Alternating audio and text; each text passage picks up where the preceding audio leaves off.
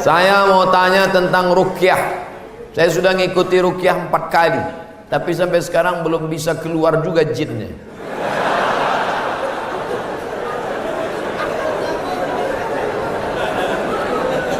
Nanti pergi ke Pekanbaru, mana tahu hari libur, di belakang Hotel Premier ada Masjid Al-Falah. Ini nomornya, catat. Mana tahu ke Pekanbaru. Mungkin sama Ustadz ini jin itu tak takut, yang ini dia takut. Catat nomornya. Ketua Asosiasi Ruqyah Indonesia Provinsi Riau Daratan. Namanya Ustadz Saifullah. 0812 768 9119. 0812 768 9119. Kalau emergensi 911. Kalau diganggu hantu 119. Datang ke sana. Jadi tak salah kita coba. Kalau siang namanya Ustadz Saifullah, kalau malam namanya Ustadz Zafrullah, di masjid yang sama. Mana tahu kebetulan ke Pekanbaru malam, datang ke masjid yang sama, namanya Ustadz Zafrullah. Ada orang 7 tahun nikah tak punya anak, diruqyah sama Ustadz Zafrullah, punya anak. Pas ditanya kenapa, rupanya ada jin yang menghalangi pertemuan antara sperma dengan sel telur, dihalanginya sehingga tak jumpa. Jangan. Dibacakan usir.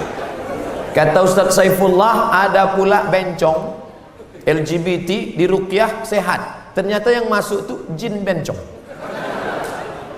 Jadi saya tanya, Ustadz, jadi ada jin tuh bencong? Ada, kata dia. Itulah yang dimasuk ke dalam. Nah, itu. Ustadz, udah di ruqyah 2-3 kali tetap juga sakit. Berarti tidak. Pemarah. Laki saya ini pemarah, Ustadz. Sudah di ruqyah 5 kali tak juga hilang marahnya. Berarti tak salah jin. Memang dia pengamuk. Makanya kadang kita kasihan juga sama jin nih. Sikit-sikit salah dia. Sikit-sikit salah dia. Aku tak selamanya salah, kata jin. Ustaz, ayat yang dibacanya kan ayat kursi. Coba saya dengar yang dibacanya itu ayat kursi. Kenapa kita yang baca, kenapa jin itu tak keluar? Ini bukan masalah pistolnya, tapi man behind the gun. Orang yang punya pistol. Kita bacakan Allahu la ilaha illal qayyum la ta'khudhuhu sinatun wa la nawm lahu ma. Tak mau dia keluar, malah ketawa jin. Ditanya, jin, kenapa kau tak mau keluar? Sesama hantu di dalam saling mengusir. Hantu ngusir hantu, mana mau? Yang membaca itu ulahnya 11-12 macam hantu. Apa hukum suami menyembunyikan uang gajinya? Kadang memberi istri sikit, padahal gajinya besar. Berapa tadi hak ibu? Ingat, berapa hak ibu tadi? Makan, pakai, tempat tinggal, pendidikan, perhatian. Kalau kurang, maka laki-laki ini dituntut di hadapan Allah Subhanahu wa taala. Hai laki-laki yang gajinya banyak tapi mengasihi bini sikit, maka ingat 5 ini mesti kau tunaikan. Alhamdulillah Ustaz Somad, dulu selama ini abang tuh cuma 100.000 lah dikasihnya. Setelah mendengar ceramah Ustaz tadi malam, bertambah berapa? 110. Tambahlah. Nabi sedang duduk. Nabi duduk-duduk di bukit Safa. Datang seorang perempuan namanya Hindun. Apa kata dia? Ya Rasulullah, inna Aba Sufyan rajulun syahih. Suamiku itu orangnya pelit. Boleh tak aku ambil duitnya untuk makan anak-anakku?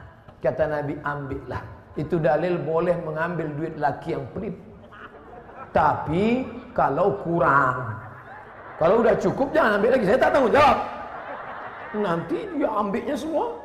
Pas ditanya, kenapa kau ambil? Kata Ustaz Somad tadi malam. Misalnya standar di sini sebulan 3 juta. Laki cuman mengasih 1 juta. Maka ibu boleh ambil 2 lagi. Kenapa? Karena itu keperluan.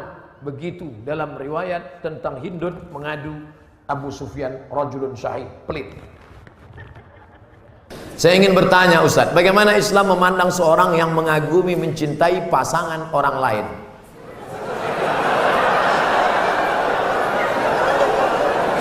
Bagaimana pula jika orang itu memiliki perasaan yang sama dengan kita?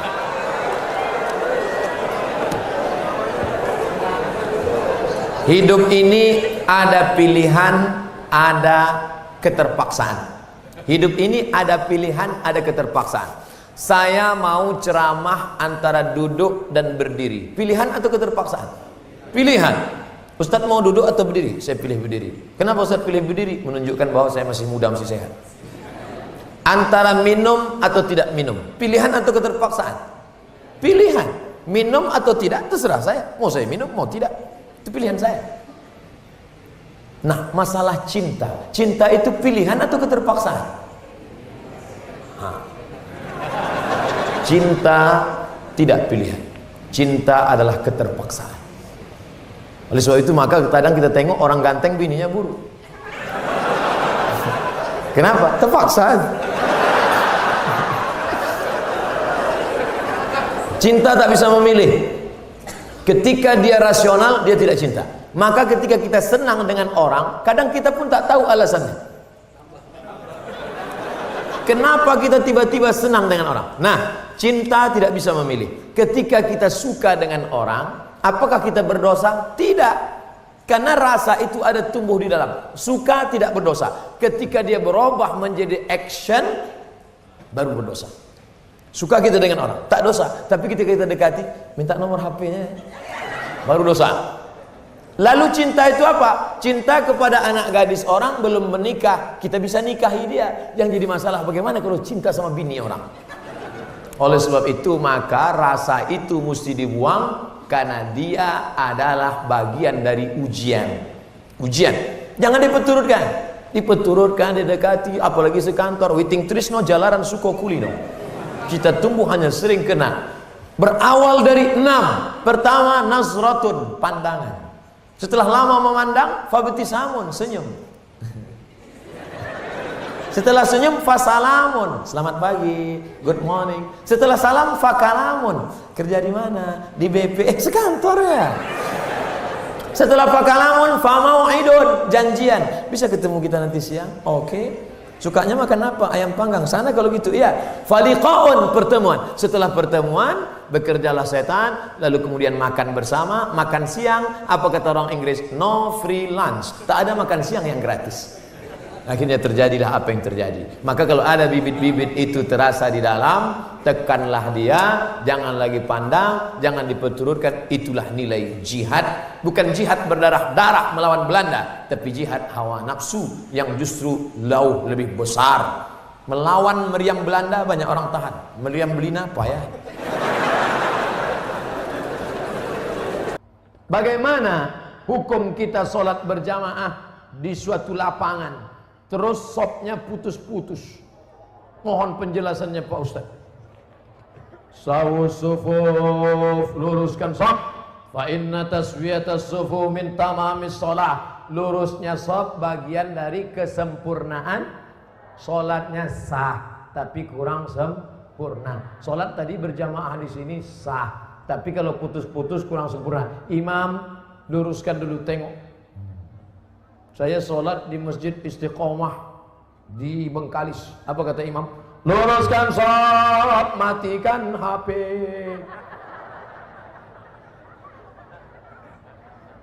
Ada pula di masjid lain, luruskan sholat, angkat kaki celana.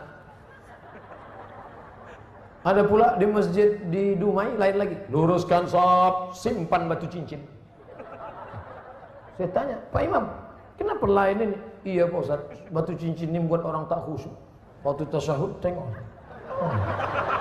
sudah deh.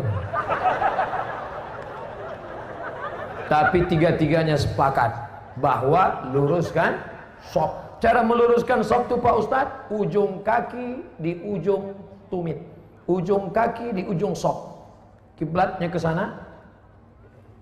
Ini ujung sajadah, tumit. Nah, tumitnya yang rata. Takut pula terlentang. Tumit. Jadi yang rata itu tumitnya. Adapun ujung kakinya ya tergantung kaki masing-masing kan. Kalau kakinya panjang, panjang. Kalau pendek, pendek. Mangkibun bimangkibin. Bahu rapat dengan bahu. Bahu bersentuh dengan bahu. Bersentuh dengan bahu. Saya kalau bahu saya disentuh orang, saya tak. Cuman kalau kaki kadang disentuh, geli kita. Nah, jadi kalau ada kawan, kita senggol kakinya sekali, dia geser, jangan disenggol lagi. Nanti asik ngurus kaki. Saya khawatirnya dia preman baru tobat. Begitu kita dipijakkannya, gitu. Bertinju kita di masjid. Kalau sampai kita bertinju di masjid, nanti yang ketawa yang tak ke masjid. Kenapa orang itu bertinju di masjid? Gara-gara kaki. Untung kita tak ke masjid. Allah pak balak 6. Nah, jadi bahu rapat dengan bahu, kaki rapat-rapat sedikit lah. Kalau dia risau atau setempel. Setelah itu barulah imam angkat takbiratul ihram. Allahu Akbar.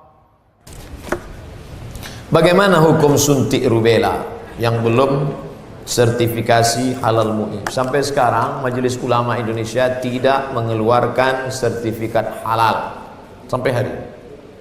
Itu yang disampaikan oleh Sekjen MUI, Wakasekjen MUI, Kiai Haji Dr. Kiai Tengku Zulkarnain.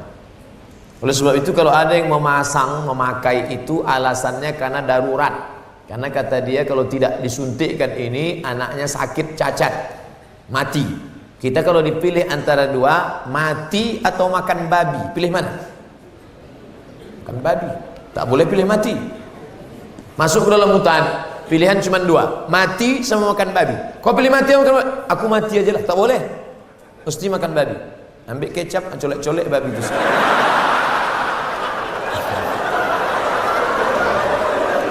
Tak boleh pilih mati. Nah, jadi kalau bapak ibu takut anak itu cacat, sakit, dipakainya hukum darurat itu. Ustadz Somad, saya tanya emak saya ini orang kampung. Mak, aku dulu waktu kecil ada disuntik cacar, suntik ini enggak. Kau dari kecil tak pernah disuntik. Asal datang dokter puskesmas, kularikan kau ke hutan. Sampai sekarang saya hidup, tak ada sakit. Pernah ada trapel ngajak saya umroh. Ustadz, kapan Ustadz ada kosong mau suntik? Kalau kalian mau berangkat, berangkat. Tapi aku terus terang tak bisa suntik. Kalau tak dapat visa Pak Ustadz, saya tak berangkat. Sampai hari H saya tak suntik. Tak bagaimana ceritanya mereka dapat visa, berangkat. Katanya kalau tak suntik sakit mati, tak mati. Tapi ini tak bisa jadi hukum. Saya tak mati, yang mendoakan saya banyak. Nah, sebanyak ini mendoakan. Mana mumpan kuman-kuman virus-virus?